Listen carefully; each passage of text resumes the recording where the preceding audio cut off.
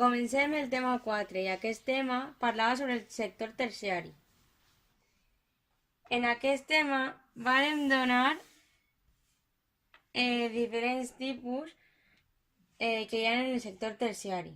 Per una part, el transport, que vàrem veure les diferències que hi ha des de fa uns quants anys fins ara. Per exemple, els cotxes no eren els mateixos.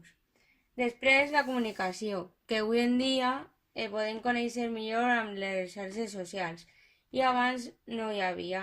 Avui en dia és més fàcil comunicar-te amb una persona de l'altra part del món que fa uns 40 anys. Després, també vàrem donar la sanitat, on també han hagut molts avanços mèdics. I per últim, l'educació, que també han hagut molts avanços, ja que abans, per exemple, no es donaven les classes igual que avui en dia. I també tenim el comerç, en el que tenim dos tipus de comerç. L'intern, que és el que es fa dins d'una ciutat o dins d'un país, i l'extern, que és el que es fa a altres parts del món, que no és el teu país o la teua ciutat. Comencem el tema 4 i aquest tema parlava sobre el sector terciari. En aquest tema vàrem donar diferents tipus que hi ha en el sector terciari. Per una part, el transport, que vàrem veure les diferències que hi ha des de fa uns quants anys fins ara. Per exemple, els cotxes no eren els mateixos. Després, la comunicació, que avui en dia podem conèixer millor amb les xarxes socials i abans no hi havia. Avui en dia és més fàcil comunicar-te amb una persona de l'altra part del món que fa uns 40 anys. Després, també vàrem donar la sanitat, on també han hagut molts avanços mèdics. I per últim, l'educació, que també han hagut molts avanços, ja que abans, per exemple, no es donaven les classes igual que avui en dia. I també tenim el comerç, en el que tenim dos tipus de comerç. L'intern, que és el que es fa dins d'una ciutat o dins d'un país, i l'extern, que és el que es fa a altres parts del món, que no és el teu país o la teua ciutat. I l'altre punt va ser el turisme, el que varen donar les distintes repercussions que té. I té impactes positius, que són que crea font d'ingressos en el país receptor, una estacionalitat que pot beneficiar a la població i relacions culturals, ja que en un mateix lloc poden haver diferents persones de diferents parts del món. I després tenim els negatius, que són que degrada els paisatges naturals, els països es fan més rics i a part els ingressos dels països sin desenvolupar es van als països desenvolupats. I això fa que els països siguin més rics i que els països més pobres siguen sent més pobres. En el tema 5 vam donar la Unió Europea i vam tenir que fer una infografia amb 4 punts. El primer punt era la història de la Unió Europea i que tots els grups varen posar quasi el mateix, ja que era informació extraiguda del llibre. El principal és que es va formar després de la Segona Guerra Mundial per a que no hi hagueren molts conflictes amb els països dels que estan avui en dia amb la Unió Europea. En el segon punt van posar els 28 països que hi ha a la Unió Europea, aunque avui en dia un d'ells està de que sí, de que es pot eixir de la Unió Europea. Així que seríem 27. Després, en el punt 3 tenim tots els organismes de la Unió Europea, com el Parlament Europeu, el Consell Europeu, el Banc Europeu i molts organismes més. Després, en el punt 4, tenim les notícies de la Unió Europea. Una era obligatòria. Els refugiats de la Unió Europea. Que cada grup tenia que buscar informació en un periòdic distint als demés.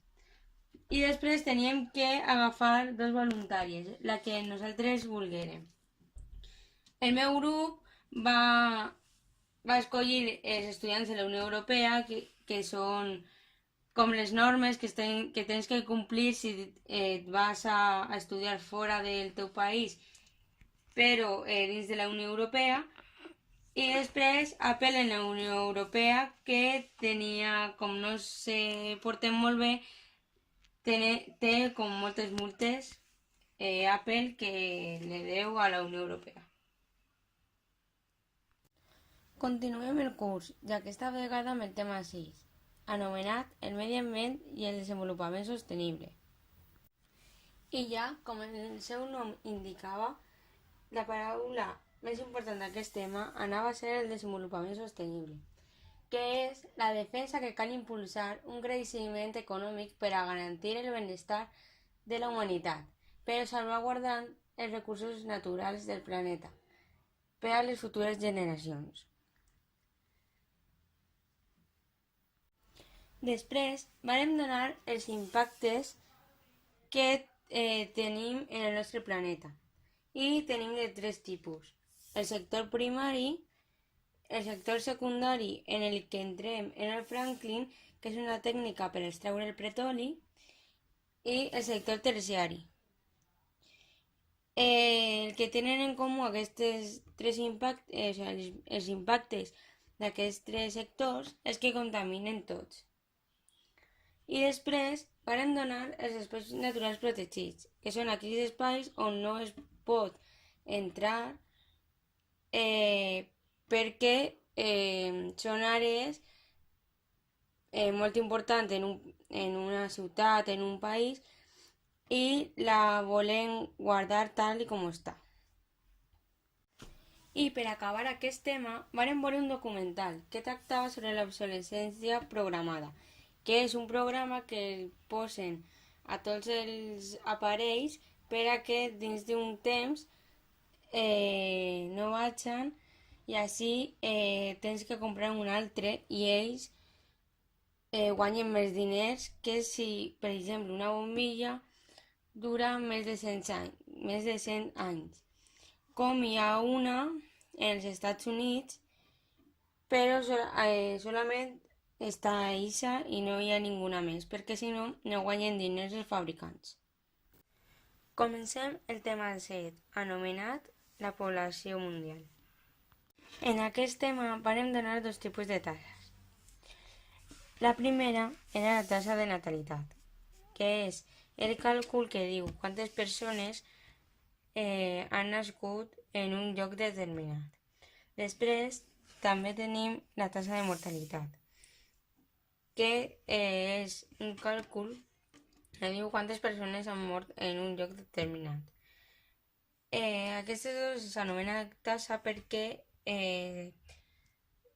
després s'expressa en percentatges. Després, un altre terme molt important va ser el creixement vegetatiu, que és la diferència entre la tassa de natalitat i la tassa de mortalitat que hi ha en un lloc.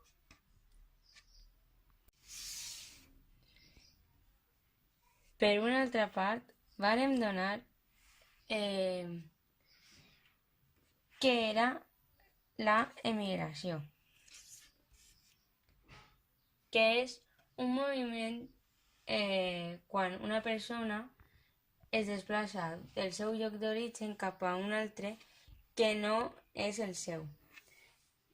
Després, el contrari és l'emigració, que és quan una persona entra a un lloc, un país, una regió, que no és d'aquest país, és a dir, que ha nascut o procedeix d'un altre. Després tenim 3 tipus de migracions.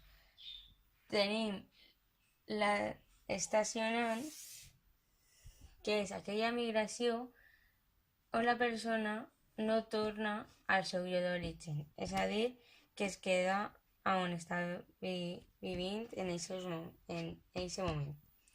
Després tenim la migració temporal, que és aquella que la persona va a un lloc però després torna al seu lloc d'origen. I per últim tenim el retorn rural, que aquest és una migració on la persona se'n va a un altre lloc però és per a treballar. Després tenim el creixement real, que és un càlcul molt important perquè diu per què una població ha crescut si la seva taxa de natalitat és molt baixa o inclús negativa. Continuem amb el tema i el que vam donar van ser les conseqüències de les migracions, ja que tenim 2 tipus, el país emissor i el país receptor. En el país emissor tenen moltes divises. També per molta gent professional que està ben formats i se'n van a un altre país o regió. També per molta gent jove, per tant, predominen els adults. I per últim, permet alleujar casos de superpoblació, que és quan ja la gent no cap en un país o una ciutat. I en el país receptor tenim que hi ha molta gent jove, hi ha moltes interaccions socials, tenim un creixement econòmic, també hi ha un enriquiment cultural, saturacions de serveis públics i també pot donar lloc a situacions de xenofòbia i de racisme. També van donar els diferents règims demogràfics que hi ha. El primer és l'antic, que va des de l'antiguitat fins al segle XIX i es caracteritza per tindre altes taxes de natalitat i de mortalitat, que ocasionava un creixement vegetatiu baix. Després tenim la transició demogràfica, que comença en el segle XIX i el creixement poblacional va augmentar per la caiguda de la mortalitat i el manteniment d'una alta natalitat. I després era el cicle demogràfic que comença en el segle XX fins ara. Es caracteritza per unes taxes de natalitat i mortalitat baixes i un creixement natural escàs o inclús negatiu.